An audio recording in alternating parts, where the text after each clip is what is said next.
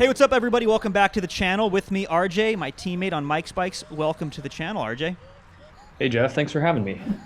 Dude, so pumped. It's my first race back. We're doing it.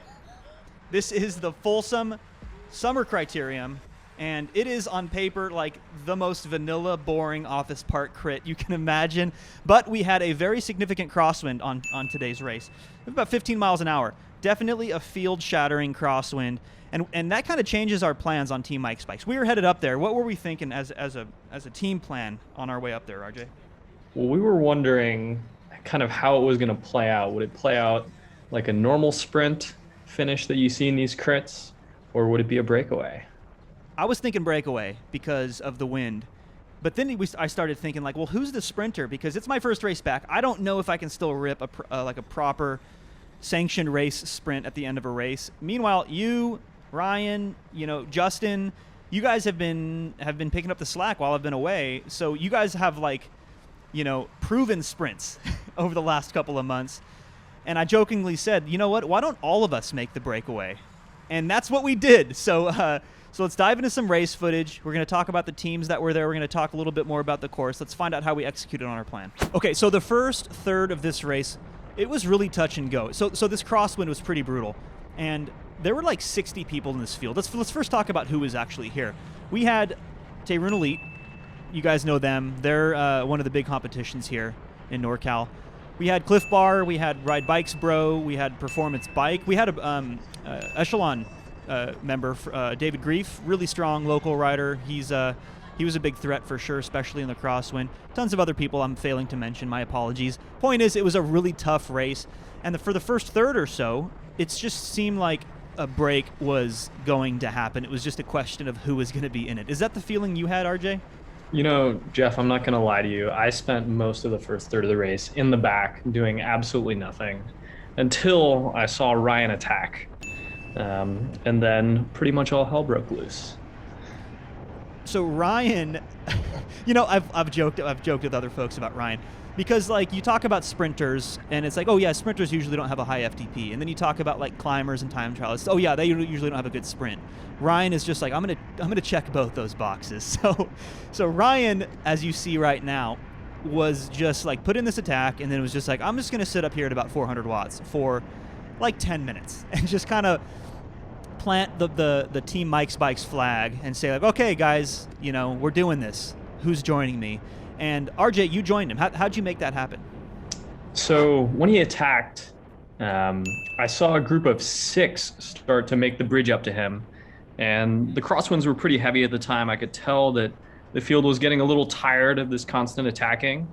So I sensed the danger and I jumped across to the break. And I basically sat on the back of that break for several laps until they finally reeled Ryan in. And then from my perspective, I wasn't so keen as you were to immediately jump on a chase group. But I saw the danger, and I was kind of looking at Roman. And Roman and I were sitting at the front kind of licking our chops like, man, I want to be up there having fun with you guys. So we were looking for opportunities to do the exact same thing. But my path to get into the breakaway was very similar to yours. I jumped on a rider who had missed it, who was extra motivated to get up there, and I got essentially a free ride up there. This is the benefit of having teammates and doing and executing strategy that benefits everybody. It benefits yourself and it benefits your teammates. So I was able to sit in and also get what was essentially a free ride across to the break. And that established I want to say, 18 people in the breakaway, 3 Mike's Bikes, 3 Criterium Elite, David Grief was up there, there was Performance Bike, there was Ride Bikes Bro. Basically everybody was represented. And that's what made this race really, really kind of interesting, is because you usually don't see a breakaway that big stay together. So I thought for sure there's going to be a breakaway from the breakaway, and then a smaller group of 3-4 riders that is more traditionally breakaway size. Yeah, I agree. I expected that as well, but for a variety of reasons, which I suppose we can talk about a little later, that never came to fruition, which ended up working out well for us because, we had you, me, and Ryan in it, who are all kind of sprinters by nature. It was just a matter of keeping it together, and let's fast forward to the end, see how it played out. Okay, so that brings us right to the end of this race. We're coming through 2 laps to go. This race is going to be over in just a few minutes. We're still all together. This is crazy. And at this point in the race, you start thinking, who are the field sprinters? Who has the biggest pop left at the end of a day like today? And certainly the first person that comes to mind for me is Matt, right here. Tayroon, number 23. But in this case, he had done so much work. He had just finished winning the $100 crowd preem. He had been so active early on. Same with the other Tayroon guys. We give them a lot of respect because they deserve it. They're super strong. Here's Zach on the left getting chased by none other than RJ. That's RJ. We'll see him again in a second. But really, it seemed like all the eggs were in the basket of the red BMC on Tayroon Elite right here in front. This is their sprinter, Zach. It seemed like they were really banking on him, and for good reason. He is a fantastic sprinter. There's a number of other good sprinters to look out for in this field, but he is definitely the one I would look out for the most. Now, RJ, you just followed the third Tayroon rider, and what's going on in your head? And tell the fans about the conversation we had just a couple laps before this. Yeah, so just a couple laps ago, we were starting to think about, how are we actually going to win this race? So I rolled up next to you and I asked, Jeff, how you feeling? Are you feeling good enough to sprint? And you said yes. Hell yeah. Yeah, very confidently. And I thought, okay, as long as we can keep everything together and shut down any threatening moves, then Jeff will win the field sprint and get that first win back. And then there you go. You're closing it down. Yeah, so here's a threatening move with 1 to go. And I made the decision to jump across to it.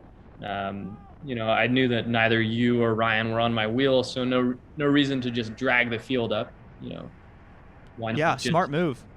Yeah. No, totally smart move. And look at the response from Tayroon. I mean, Tayroon's going to get on the front and be like, oh, alarm bells are going off. RJ's off the front. They know that you're strong and you're capable of winning from this distance. You've done it before. You've done it this year.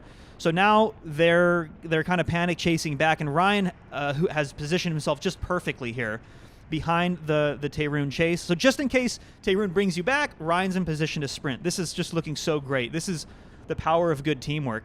We're going to reel in this final breakaway rider, but you left him for dead, RJ. You are off the front. Ryan's kind of just biding his time, waiting. We're turning into the tailwind now. And at this point, Ryan's like, okay, RJ has won. I'm just going to clean up the scraps.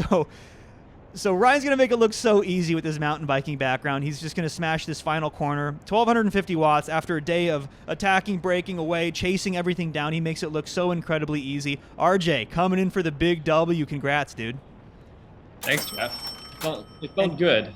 And you guys made it look easy, but trust me, it wasn't. The amount of power it took wasn't easy. And let me show you from my perspective, because I had a completely different experience in these last couple laps.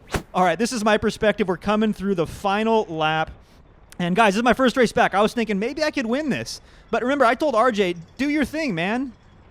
Leave the nest. Spread those wings. And there you go off the front. And once I see that, that's...